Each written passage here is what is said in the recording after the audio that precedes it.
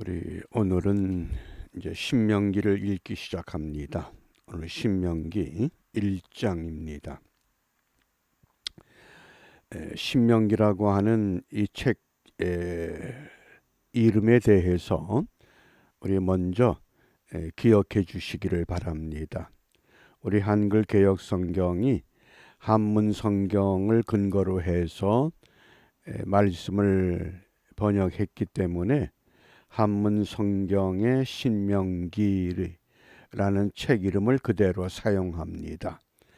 여기 신자가 되풀이할 신, 거듭 신자입니다. 그래서 계명을 되풀이해서 알려준다. 그런데 원래 구약에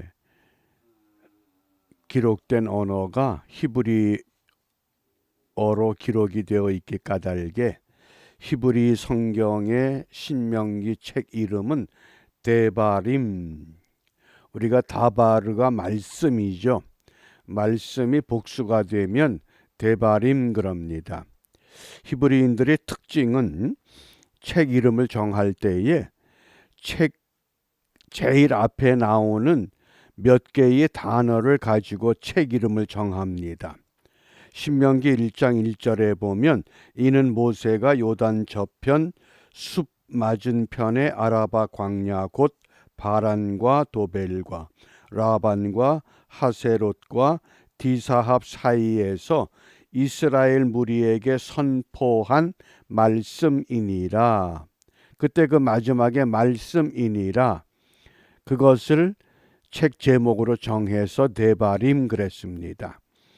그런데 히브리 성경을 헬라어로 처음 번역한 성경을 70인역이라고 합니다.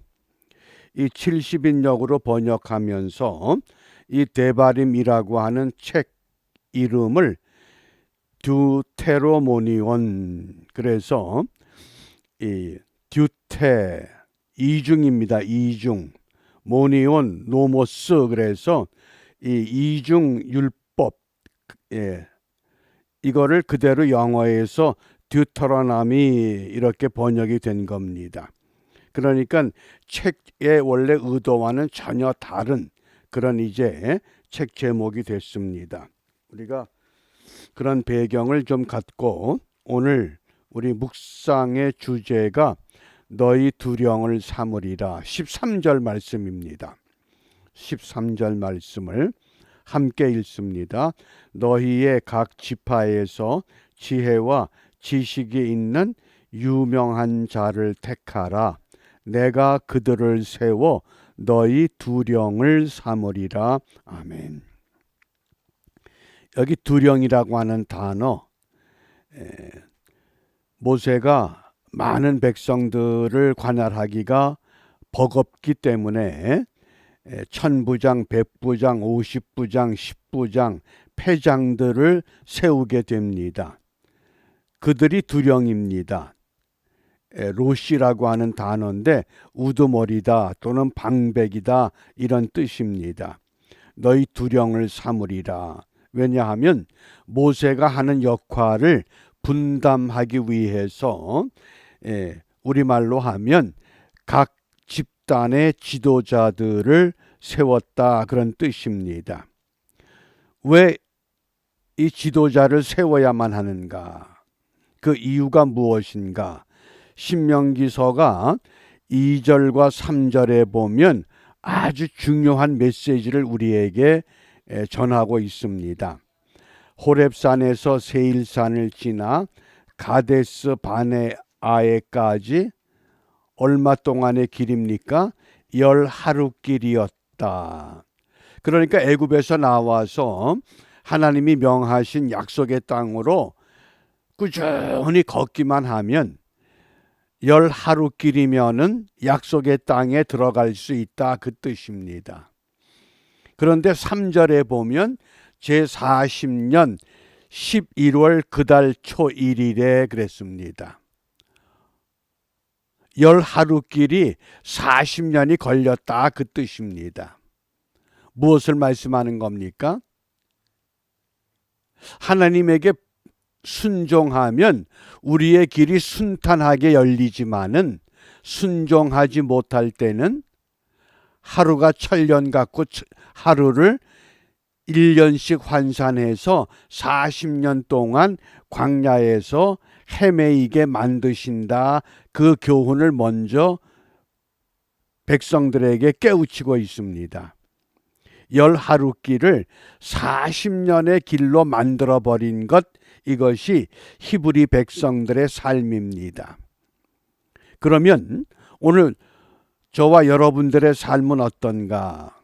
하나님께서 명하신 것 바로 준행하면 쉽게 해결할 수 있는 것을 순종하지 못함으로 인해서 40년에 걸려서 해결돼도 다행이지만은 죽을 때까지 해결받지 못한다고 하면 그건 참 안타까운 일입니다. 그런데 이런 이 히브리 백성들의 이 역사를 우리가 곰곰이 생각해 보면서 오늘 우리의 현실을 한번 점검해 볼 이유가 있습니다. 호렙산에서 세일산을 지나 가데스 바네아까지 10하루길이었다. 그럼에도 불구하고 제40년 11월 그달 초 1일에 이제 40년이 되어서 약속의 땅을 바라보는 그 위치에서 모세가 하나님의 백성들을 향해서 다시 한번 깨우치는 겁니다. 너희들이 저 땅에 들어가거든 어떠한 삶을 살아야 되느냐? 철저하게 하나님의 명령에 순종해야 한다고 하는 것을 이 2절과 3절에서 함축적으로 오늘 우리에게 말씀합니다. 그러면 오늘 우리 한국의 역사를 좀 되새겨 보아야 하겠습니다. 1950년에 우리 한국전쟁, 6.25 전쟁이 발발하고 53년 7월 27일에 정전협정입니다. 전쟁을 잠깐 멈춘다 그 뜻입니다.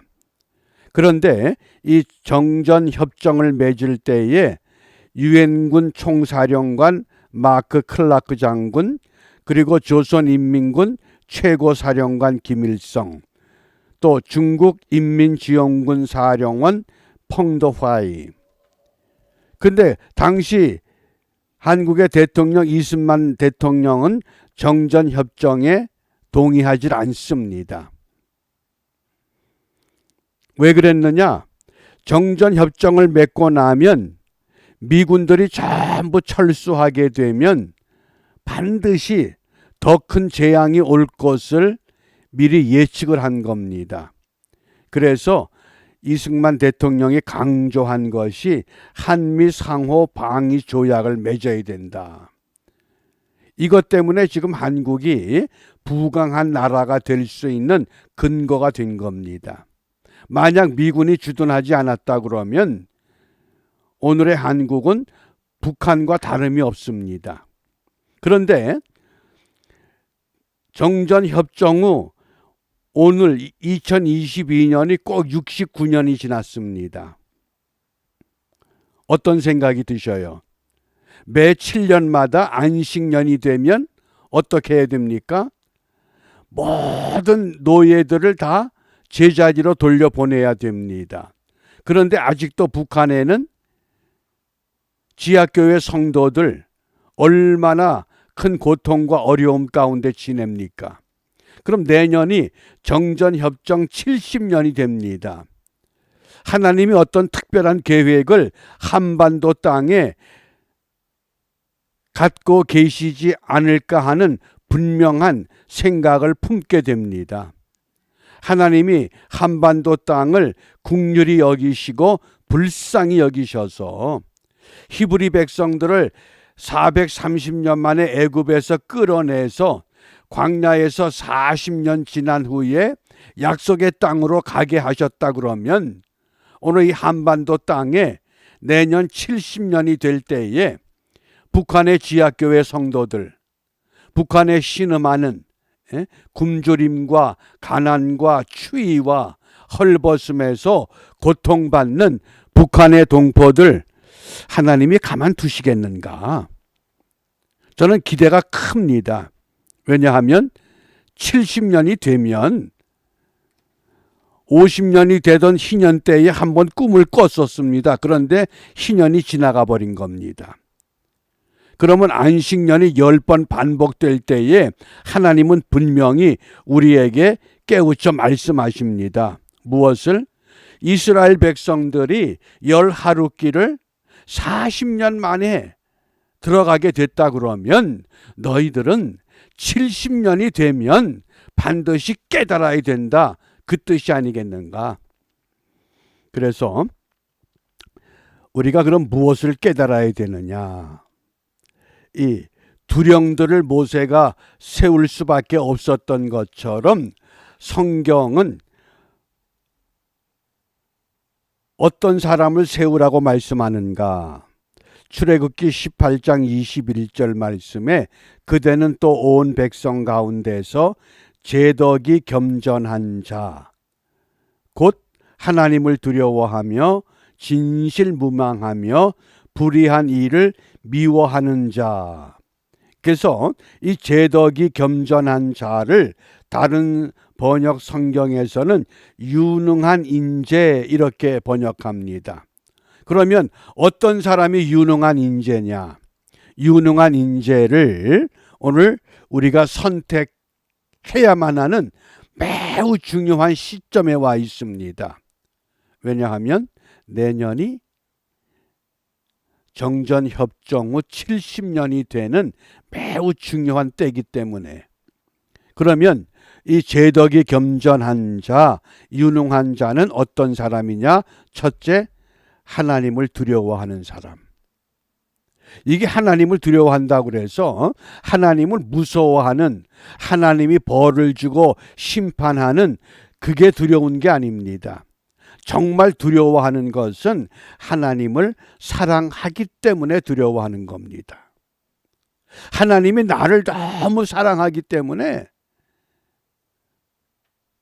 어느 한순간도 하나님의 그 명령의 울타리에서 벗어나지 못하겠다고 하는 것, 그게 하나님을 진정 두려워하는 자의 삶입니다. 뭐 하나님이 악을 미워하고 불의를 심판하고 벌을 내리고 그래서 두려워하는 것은 온전한 바람직한 신앙이 아닙니다. 하나님을 두려워한다고 하는 것은 하나님을 절대적으로 사랑하는 믿음에 근거해야 됩니다. 너무 사랑하기 때문에 그 사랑에 버금가는 삶을 살기 위해서는 어느 작은 것 하나라도 소홀히 할 수 없는, 그래서 하나님을 두려워하는 사람. 그 다음에 두 번째는 우리가 정말 이 유능한 지도자는 어떤 사람이냐? 거짓됨이 없고 진실한 사람. 참 진실한 사람. 그 다음에 세 번째는 재물에 청렴 결백한 사람. 이제 우리가 매우 중요한 때입니다. 우리가 지금 한국 역사의 이 흐름 속에서 오늘 이 시대를 볼 때에 우리가 매우 중요한 시점에 와 있습니다. 우리가 흔히 뭐 교회가 몇 개고 교인 수가 얼마고 그렇게 얘기를 하지만은 과연 그 모든 교회와 그 모든 교인들이 하나님을 두려워하는가? 거짓됨이 없고 진실한가? 재물에 청렴 결백한가? 이런 신앙을 근거로 해서 지도자를 선택할 때 우리가 어떤 기준에 의해서 나라와 민족을 위해서 이 역사 앞에 부끄러움이 없는 지도자를 선택하고 있는가? 우리가 새롭게 결단해야만 합니다. 이런 새로운 결단이 없이는 우리의 희망의 70년은 희망이 아니라 또다시 악순환이 될 수밖에 없습니다. 왜 하나님이 그 자기 백성을 430년 동안 애굽의 노예로 방치해 두셨을까요? 무엇 때문에? 깨달음이 없기 때문에 그렇습니다. 430년 만에 출애굽기의 서두에 보면 백성들의 울부짖음이 컸다 그랬습니다. 이대로는 못 살겠습니다. 이대로는 안 되겠습니다. 이런 울부짖음이 강력하게 하늘을 향해서 메아리 칠 때 하나님께서는 구원의 길을 열기 시작하는 겁니다.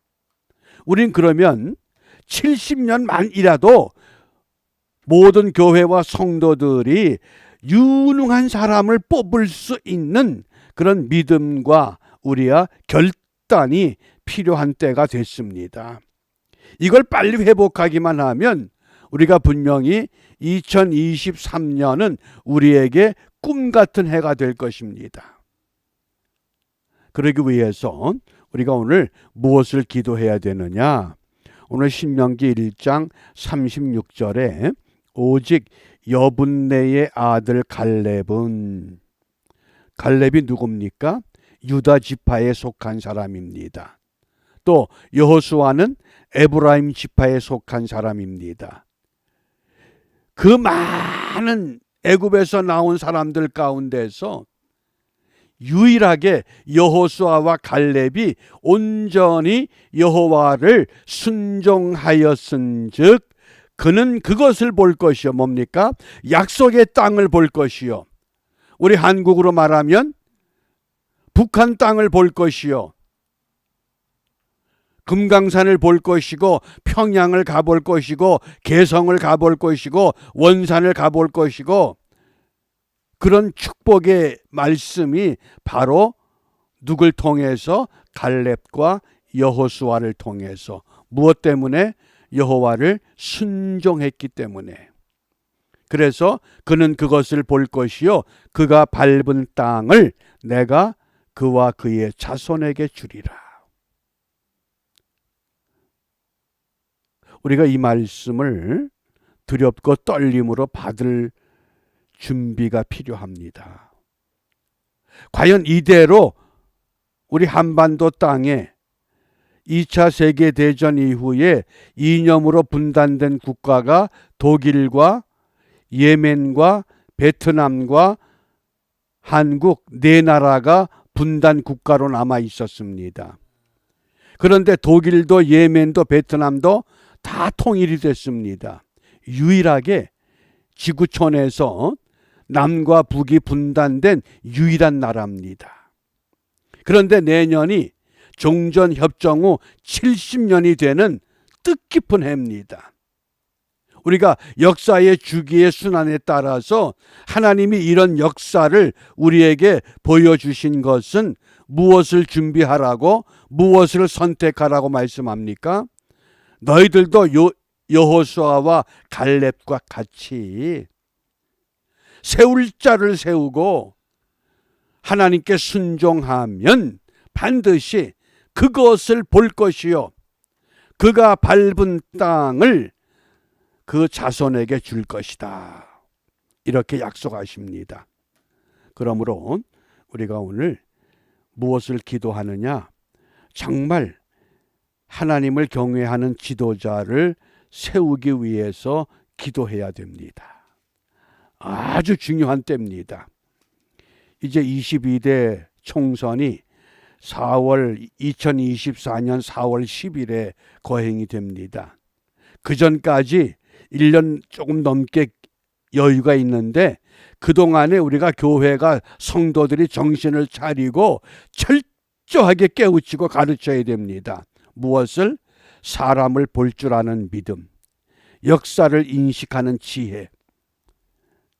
우리가 이것을 재정립해서 우리 이 악순환의 역사가 우리 후대에게 대물림되지 않고 새로운 소망과 새로운 우리가 나를 함께 맞이할 수 있는 우리가 그때를 기대하면서 오늘도 너희 두령을 삼으리라. 누구를 세워야 하고 누구를 선택해야 하는가? 우리가 올바른 믿음과 지혜를 갖고 이 시대에 우리에게 주어진 시대적 사명입니다. 이 사명을 믿음으로 감당하고 순종해서 여호수아와 갈렙이 누렸던 그 축복을 우리 모두 함께 누릴 수 있기를 주님의 이름으로 축복합니다. 기도하겠습니다. 하나님을 경외하는 나라와 민족을 세워서 땅끝까지 복음을 전하시려는 자비로우신 여호와 하나님 아버지, 지구촌에서 유일하게 분단된 한반도 땅에 그 옛날 여호수아와 갈렙과 같은 여호와의 명령에 순종할 수 있는 지도자를 세워갈 수 있도록 저희들에게 사람을 볼 수 있는 믿음과 역사를 인식하는 지혜를 허락하여 주셔서 분단의 땅에 자유통일 이루게 하시고 세계 복음화의 전진 기지가 될 수 있는 거룩한 땅으로 회복시켜 갈 수 있도록 모든 교회와 성도들에게 성경적 가치관을 회복시켜 주셔서 우리 모두 함께 우리 후손들에게 한반도의 아름다움을 대물림할 수 있는 은총의 날이 속히 도래할 수 있도록 축복하시고 인도하여 주시옵소서. 예수님 이름으로 기도합니다. 아멘.